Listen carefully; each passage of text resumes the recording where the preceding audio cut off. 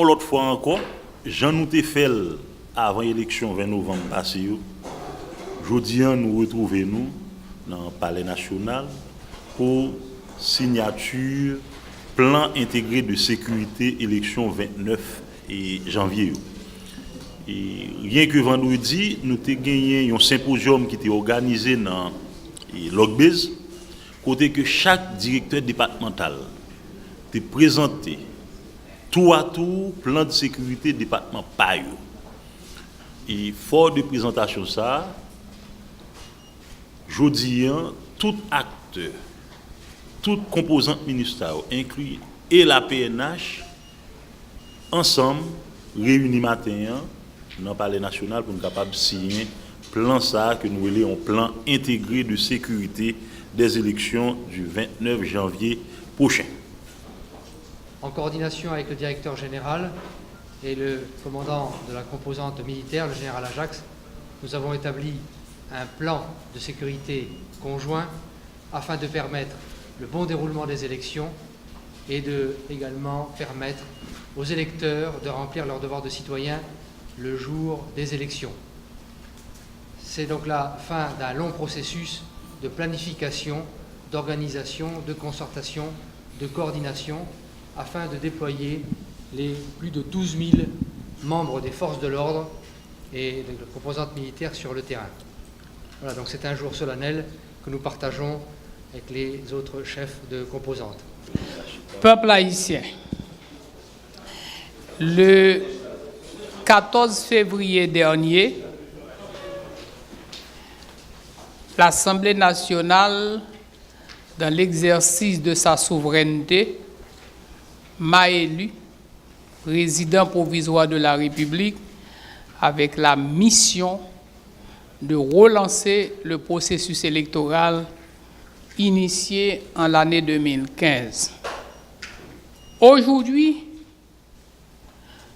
je dis, nous nous réjouissons d'avoir pu mener à terme la première phase du processus qui a vu un nouveau président élu en la personne du citoyen Jovenel Moïse et le Parlement complété avec l'arrivée de 6 nouveaux sénateurs et près de 19 députés.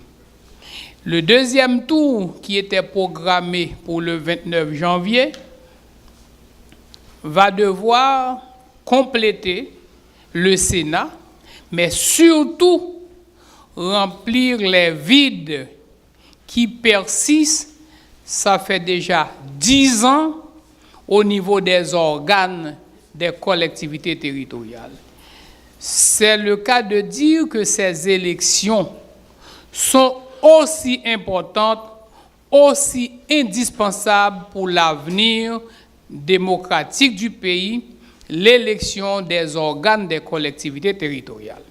L'élection des organes des collectivités territoriales ont un rôle éminemment politique à jouer. Ce sont des entités à la fois territoriales, des entités administratives, mais des entités politiques aussi.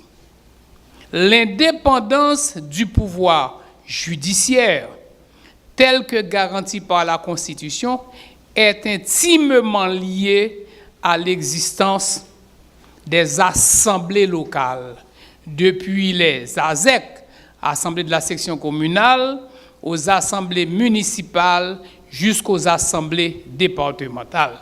Les élections présidentielles sont certes importantes, mais les élections locales sont aussi importantes pour le plein épanouissement de la démocratie en Haïti.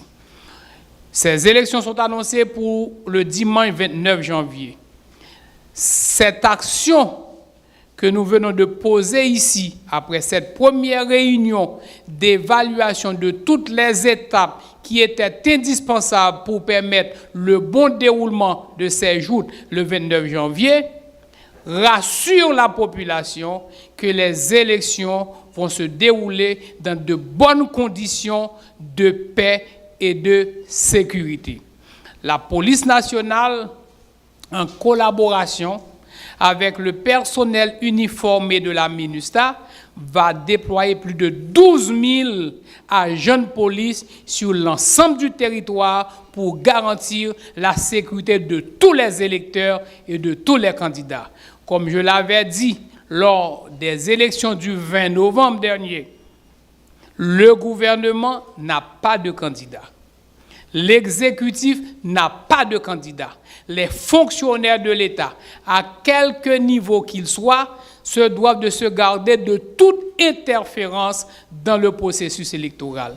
La consigne, que le meilleur gagne pour l'avenir du pays. À vous tous, chers compatriotes, je dis un grand merci. Et à nos amis de la communauté internationale, nous disons un grand merci. Et à vous, membres du Conseil électoral provisoire, qui a donné toute la mesure de vous-même lors des premières élections, je vous encourage encore une fois à garder la plus stricte neutralité pour que ces élections s'imposent comme les meilleures organisées dans notre pays.